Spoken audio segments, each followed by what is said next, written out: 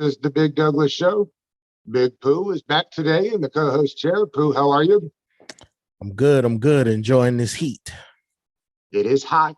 And our guest today from the Washington football team is Zach Selby. Zach, how are you? Well, I'm not enjoying the heat as much as old Big Pooh over here, but as you can see, my face is very red. But other than that, I'm doing all right, living it up here in Richmond. We got one more day left to practice before we head on over to Ashburn. But it's been a very eventful, very fun, very exciting time. It's actually my first time being in Richmond, so it's a whole new experience for me. I was going to ask you, you've been with the team for 2 years now, but no camp last year, right? Yeah, well, yeah, because I originally started in week 4, 2019, and then I was excited to go to Richmond last year, but then a certain disease came up and kind of ruined all those plans. So we had to be stuck in Ashburn, which was fun, but everyone was talking about how fun Richmond is. So I felt a little disappointed. So when all the mandates started getting lifted and all the protocols started to change a little bit, I was really happy to be able to get in front of the fans and get out to Richmond. Zach, how has the energy been from the fans in Richmond, being that last year, obviously there was no camp in Richmond. Even if there was, it wouldn't have been no fans in Richmond. But how has the energy been from the people that's come out to see the practices? Well, aside from that one random Cowboys fan that apparently shows up every year, it's been really good. Actually, I pointed this out on Twitter earlier today. Really cool moment. Everyone's always screaming, to get the players' attention, and you hear just a little girl out of it go say hi, Terry, and like Terry looks, smiles, and waves. It was so adorable, but it's been really cool. I think the fans have really missed seeing the players in person, because for a lot of people, this is the first time they've seen it in person since 2019, which is just crazy to think about. And the players, I think everyone's been asked about it, and they've all said we really, really miss them. And it's you don't, obviously we all know how important fans are, but you tend to overlook that until they're gone, and you realize they have a massive impact on the game. And we love them. We're excited to have them. It's wish we could have more of them, honestly, but we're doing well with what we got. Zach, the juice around the team this year, even on a national level, is better than I mean, maybe in 2 decades, honestly. And did the players notice it? Have they talked about it? Can you feel that energy coming from what should be, from a lot of people's expectations, a really good season? Yeah, there's definitely a lot of excitement about what this team can accomplish, and there should be. I mean, hell, they've improved just about every position that they were labeled as a weak spot last year. They pretty much addressed it and strengthened it. And then you look at this defense. The defense is only going to get better. You have Chase Young in year 2, Montez Sweat in year 3. A lot of people are considering them already one of the best duos, edge rushing wise, in the league, period, which says a whole lot. And I think it really just comes down to what they're able to accomplish this year. I think for me personally, I don't see a below 500 win below 500 team in this roster. They're just too much better. Now, of course, they have to go out there and prove it, of course, but I see at least an above 500 group going into this. I'm not going to put an exact number on it, but they've definitely improved. And I mean, the players do feel it. I think and just to show the Ron Rivera effect that they have, they all seem to be really cool about it. They say, we understand there's a lot of hype, a lot of build. We feel it too. We want that. We like the energy, but we also have to understand that, to use a John Allen quote, paper doesn't really win football games. Potential doesn't win football games. We have to go out there and prove it. And that's really the attitude that they've had so far. Zach, we all know every team has to deal with, COVID. And you have your vaccinated players, your unvaccinated players, and the different rules for both. But how is the Washington football team, in your opinion, managing? We know they're I think they're above 60% now, but how are they really managing the vaccinated and unvaccinated players? I believe a couple players ended up going on the COVID list recently, but how are they, in your opinion, they're dealing with that? Well, I think it's pretty much the same tactic that a lot of the entire league has been implementing. It's really their own personal decisions, and that's really something you have to respect. It seems to me that the players have tried to be as team oriented as they can be about the situation, because I know it's definitely a hot button issue for a lot of people right now. And I mean, there's there's strong opinions on both sides of it, and I mean that could destroy a locker room, because it's like it just tears people's opinion parts all over the country. But it seems like they have enough respect for each other to realize that this is what they're going to do. And they try to understand it. They try to be empathetic about what they're coming from, where they're coming from, as far as whether or not to get the shot or not. And it seems like they're trying to just kind of not necessarily just put it to the side, but understand that it is an issue. It is something that people are going to talk about, and obviously the players are going to talk about it too. But it's not going to be something that they want to tear apart, because they have goals in mind. They have a goal of like, hey, we want to win the division again.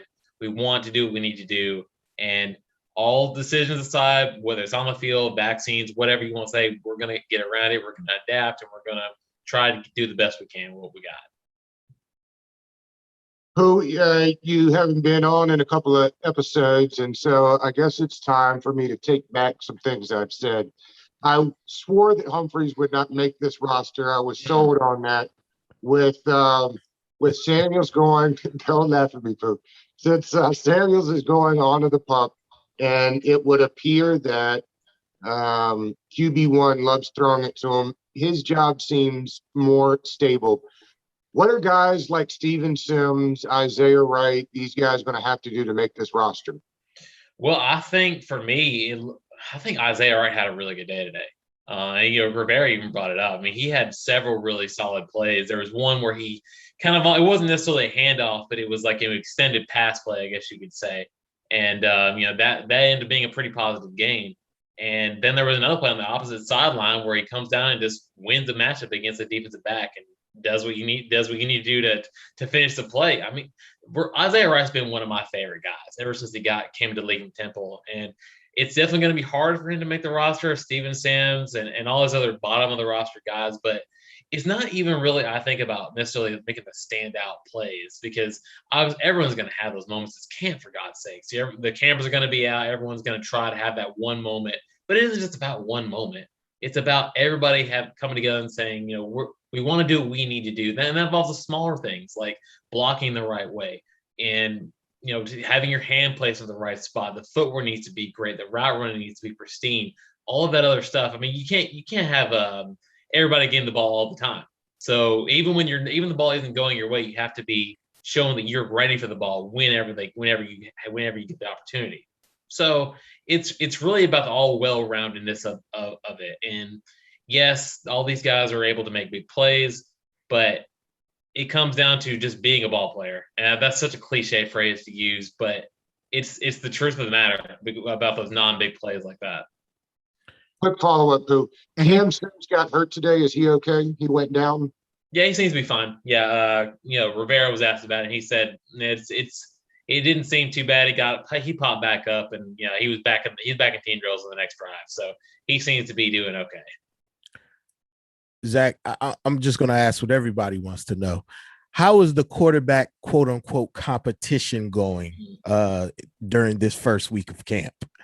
It's really funny. A lot of people, everyone is just so subjective about tweets about like where the competition is. Like you could see one tweet about Heineke throw and say, "Oh, Heineke's winning the competition," or you can see one good tweet about Fitzpatrick. Oh, well, Fitzpatrick clearly got it. I mean, to me, it looks to me like they're both really doing their jobs. Fitzpatrick is slinging it like you would always expect him to.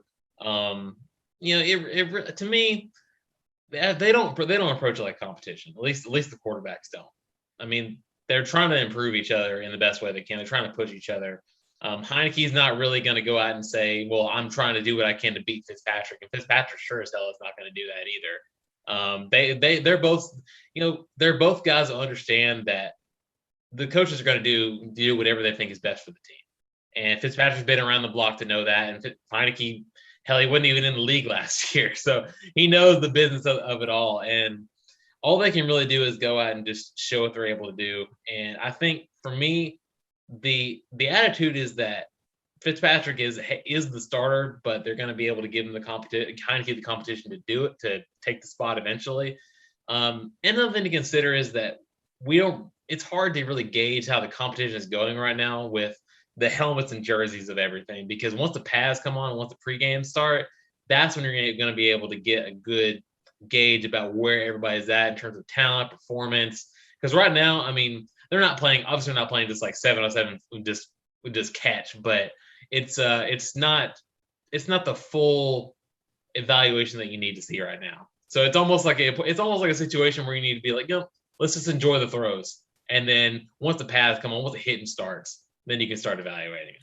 Correct me if I'm wrong, but I was always under the assumption that even though Coach Rivera called it or said he wanted a competition this year, that the true competition was more between Heineke and Allen for that backup quarterback spot, with Allen coming off an injury and Heineke doing what he did in the playoff game. Do you believe that's more of where the real competition is at this point? Well, I mean, they even brought that up today, and Rivera pretty much said that like these are guys that those two guys are people we're paying extra attention to right now. But you also have to consider that Kyle Allen is still like, I wouldn't say he's still recovering from it. He's still like in the process of getting back up to speed on, after dislocating his ankle. You have to consider that too. So eventually it seemed like he'll be added into that evaluation more, but I wouldn't say it's like just a competition between Heineke and just a competition between Fitzpatrick. He's looking at all of these guys to see what they can do. So yeah, and while Fitzpatrick may be the guy, they're looking a lot at Heineke and Allen too, because they both at least proven to Rivera that they can handle starting responsibilities if they have the opportunity to do so.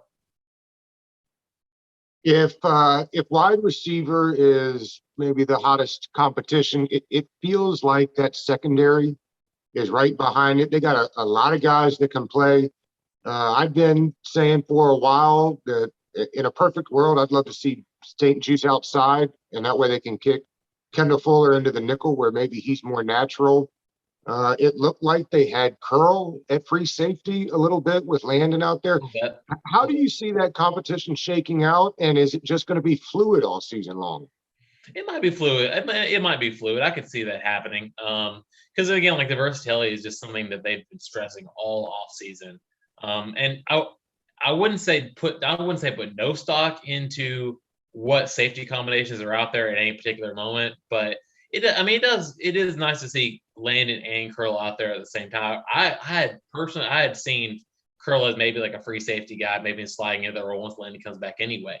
But for me, I think that there might be like a day one starter out there.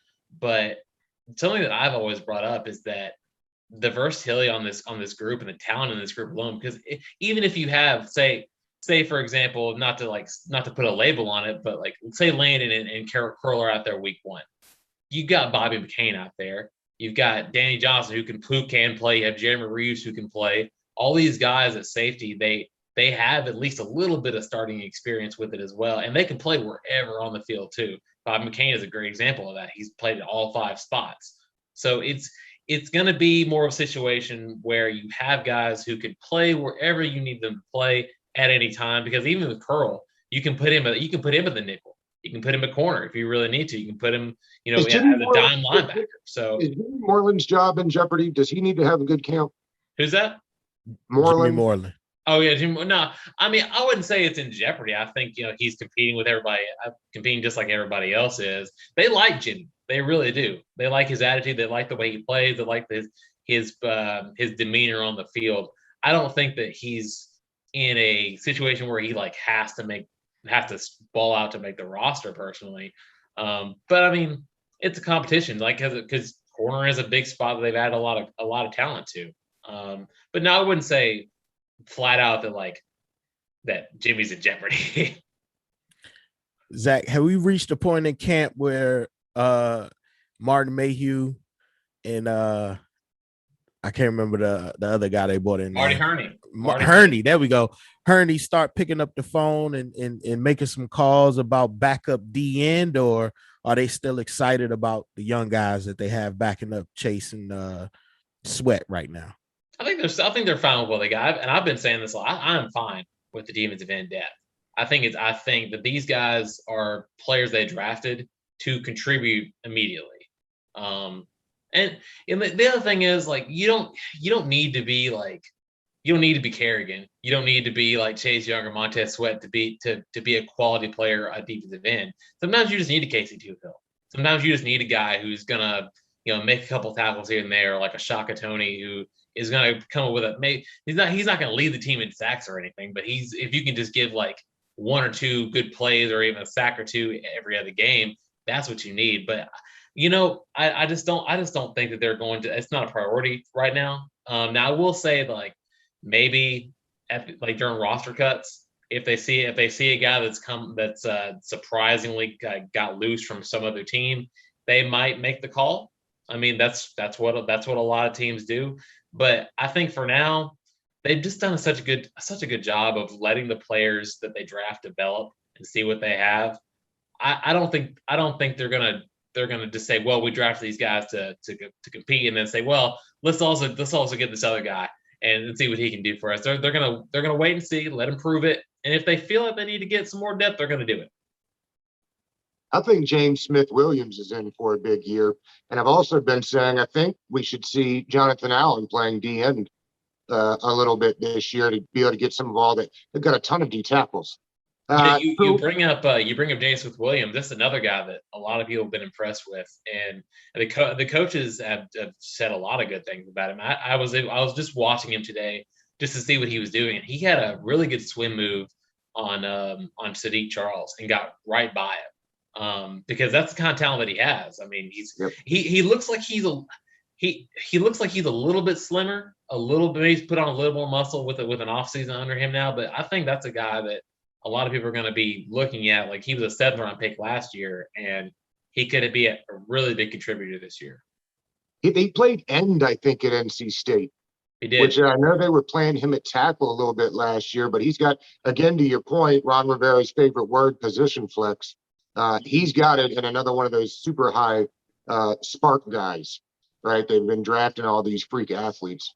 Yeah, I mean, he has some job with AIG or something like that if he decides to end his career. So that, I mean, he's definitely smarter than all three of us on this podcast. I can really guarantee you that. No disrespect, but I mean, we don't have jobs at AIG. You're absolutely right about that. Zach, how has Jamin Davis looked running around? Once again, I know it's early in camp and they don't have the pads on yet, but how has he looked running around out there with that first team defense? He seems like he's going in all the right spots that he needs to get to. He's learning a lot right now. I mean, he said that it's nothing too complicated he can't handle, but it is still the speed of it is it's a difference for sure. And I mean, he looks like he's getting into the concepts. He's making the calls at Mike. I'm sure it could change at some point. From now, they haven't at Mike, so he's really been directing the defense in a lot of ways. And he looks pretty solid there. He has a lot of really good command in the huddle. And if he needs to be in the right spot, you have basically some pseudo mics in Cole Holcomb and John Bostic, who have experience doing that, and they can tell me, hey, you need to be over here, you need to make this call here, you need to get the secondary adjusted over here. So it's a situation where he's doing what he needs to do. I think that's the big thing. I don't think you need to taper any kind of Chase Young expectations on him. He's not. It's hard to put someone like with a generational talent as Chase in the same category as like Jamin Davis, even though he's obviously a talented player. But he's doing okay. He's doing exactly what he needs to do.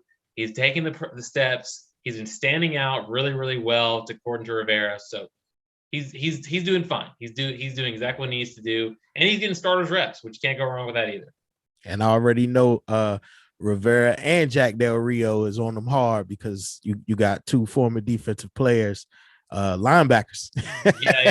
Yeah. So you already know that, like, they're paying a little extra attention to see what's going on over there. It's interesting. Terry has been so good. The numbers just show that Fitzpatrick loves feeding number one receivers. I mean, 120, 125, 140 targets for these guys. What's Terry saying about the idea of really just getting a ton of volume this year? Got to be excited about it. Oh, he's embracing it because that's what he is. He's Terry. He knows now that he is the number one receiver on this team, and he knows that a lot of players have a lot of film on him now, and he's really been attacking the development to be even better. To be, you could say maybe try to be a top 5 guy. I mean, that's a goal that he has in mind. So he's working on the little things like, Julio Jones always works on his footwork and his routes. That's what Terry's doing too. He's trying to get out of his breaks. He's trying to get separation at the line of scrimmage. He's doing all these things to become the next step of whatever Terry is going to be in his development.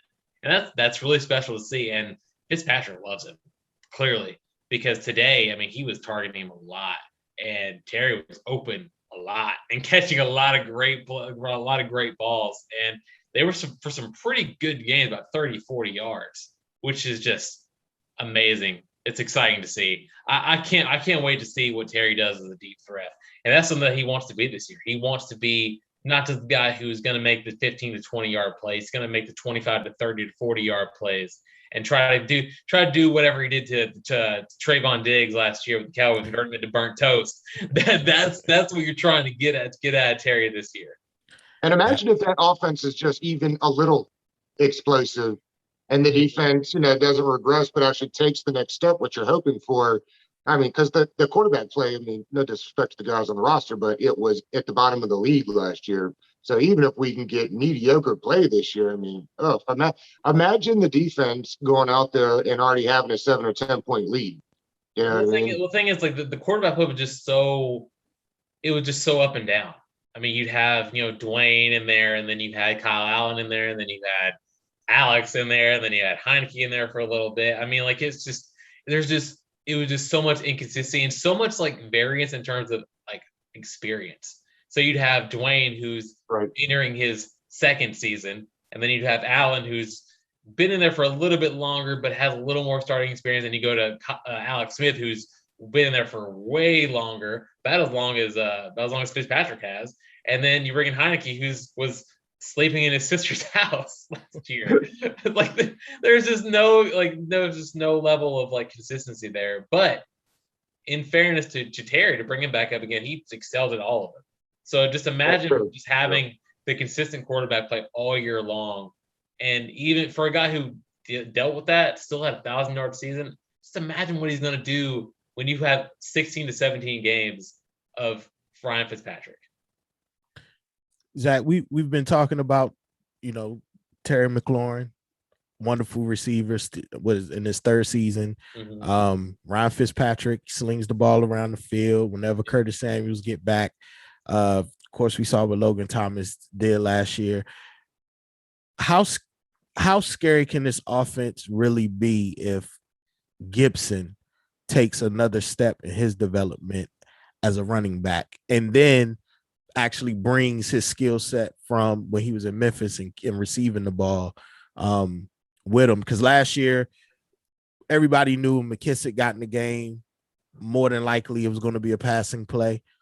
And I know that's something they drafted Antonio Gibson for, is because of his versatility, but young player, probably not picking up the blitz packages or not blocking as they probably wanted him to. But where do you think he is in his development so far in his 2nd season in NFL?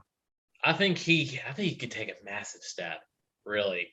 I think you look at what he did last year. He should have got 1,000 rushing yards last year. If it wasn't for the turf toe injury he suffered against the Steelers, I think he would have gotten 1,000 yards. And he was a touchdown machine. So it's really now incorporating the passing game for him. That's something that they really want to emphasize, is getting him out into space and trying to do a little bit maybe with what J.D. McKissick did last year, of just being that guy you can dump the ball off to and then make yards after the catch. Because he did that at Memphis and he was really good at it. But now that he's got the running back experience, now he's got that as a foundation for what he wants to do. You can bring him in, bring him out a little bit, bring him in the slot, bring him out of the backfield, and as a second option.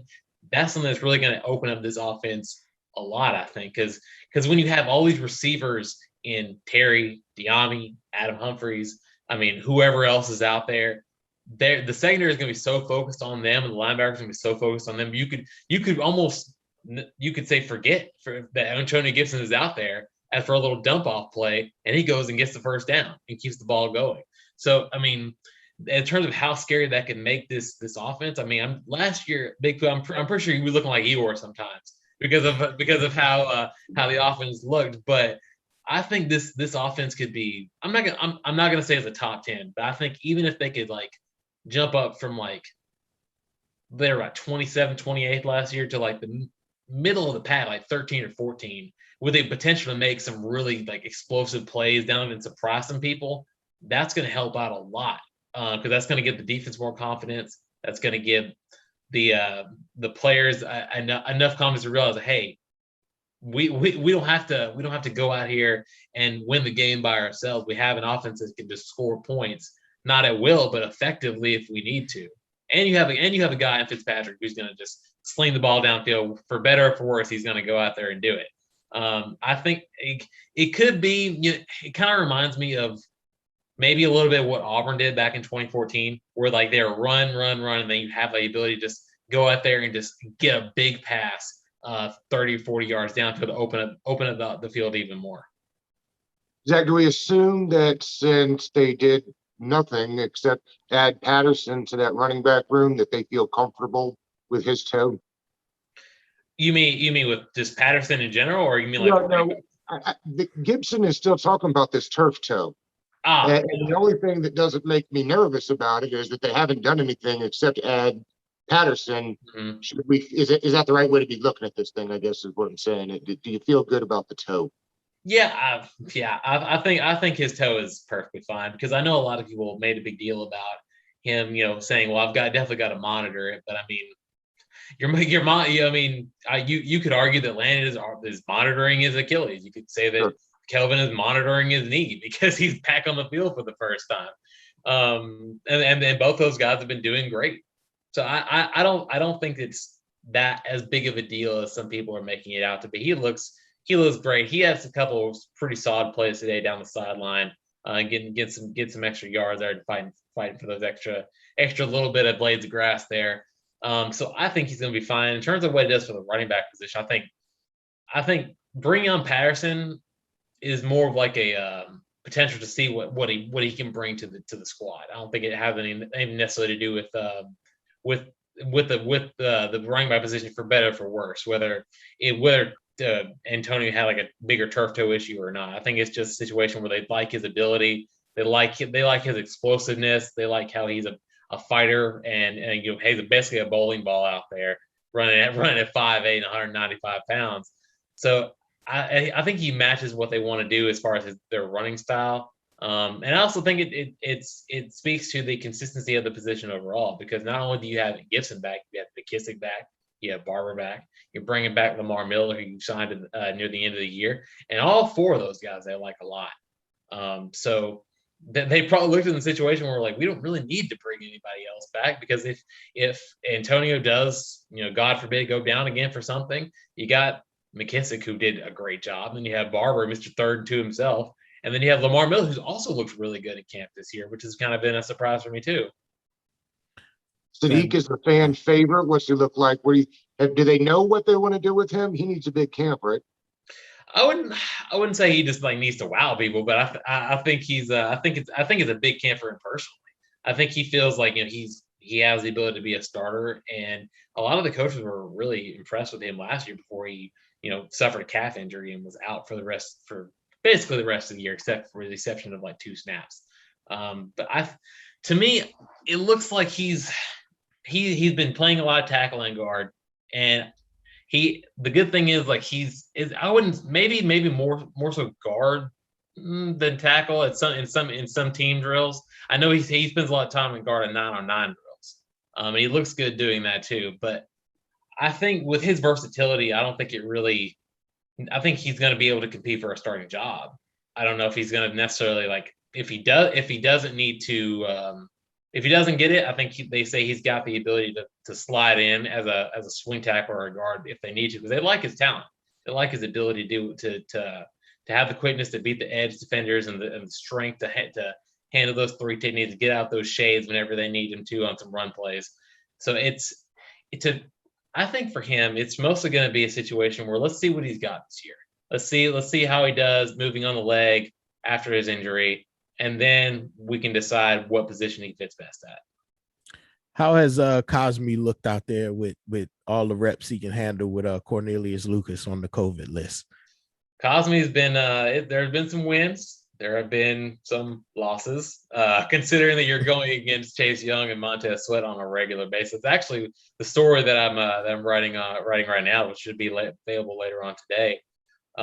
It's an interesting experience for him because he's in a position to start. And Rivera has pretty much even flat out said that he has the opportunity to be the starting right tackle if he develops the right way. A lot of what he's needing to focus on is like the little stuff, like a lot of the pre-snap adjustments, a lot of the stance stuff, a lot of the like little technique things that you really need to work on as a right tackle going up against the edge rushers that he's going to see on a regular basis. Because I mean, you're not going to be seeing Chase Young and Montez Sweat out there on Sundays, but you're going to see guys like Derek Barnett with the Eagles. You're going to be seeing a lot of other quality edge rushers in the schedule.